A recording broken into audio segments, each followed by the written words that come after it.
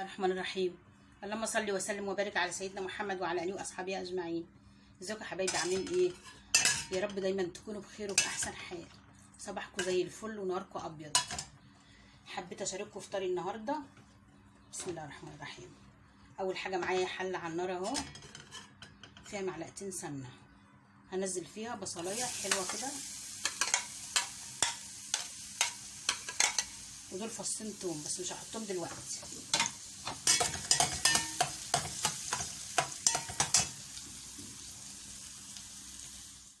اول البصلايه ما اتبلت كده وخدت لون شفاف معايا، واروح منزله ايه حته التومه اللي انا قلت لكم عليها، فصين توم بس 2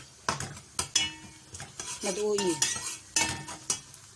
نزلت باللحمه تتشوح مع التوم والبصل، هخلي اللحمه تتشوح لغايه اما ايه تاخد لون شويه كده. دول شويه بلح جوز الطيب بشره كده، وشويه فلفل اسود والملح.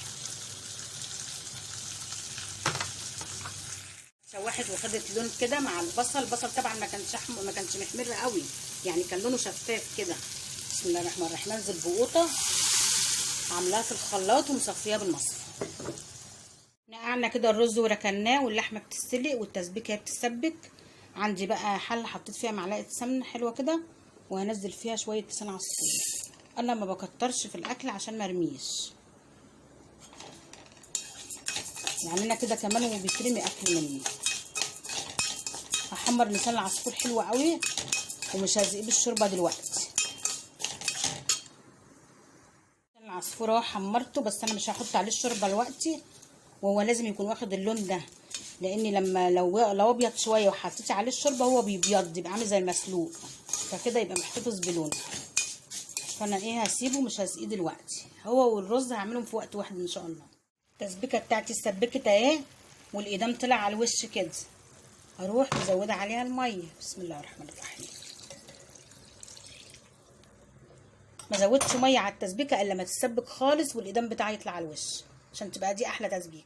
وهي بتغلي كده بقى هنزل عليها بالباميه. دي الباميه اللي انا مفرزاها معاكم، ومعاها 3 قرون فلفل، قرنين اللي انت عايزاه.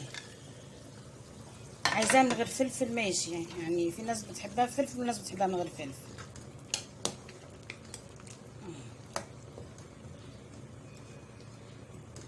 لما تستوي بقى الباميه واطفي عليها شويه ميه صغيرين احط لها، ما عزتش خلاص عشان ما تبقاش صيصه.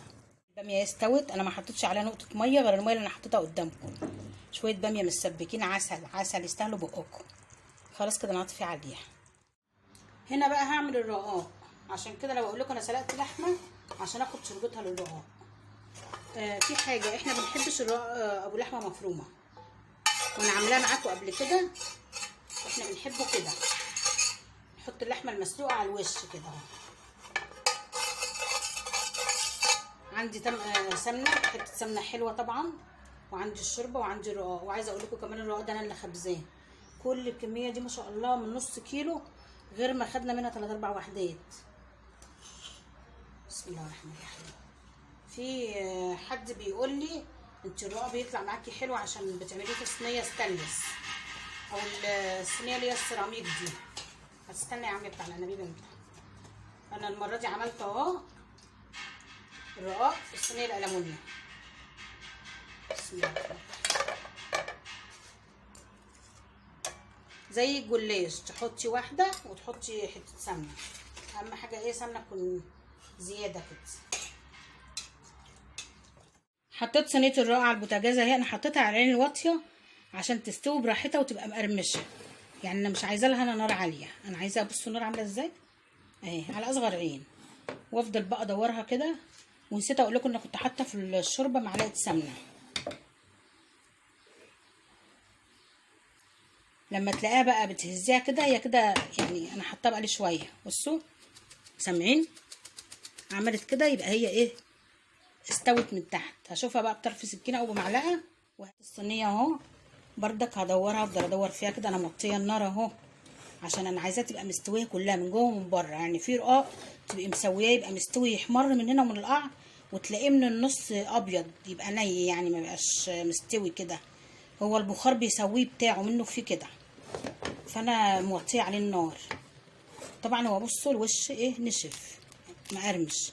لو انت عايزاه كده سيبيه مكشوف، لو عايزاه يطرى شويه ويبقى يعني ايه مش ناشف او مش هيبقى حطب يعني، تغطيه.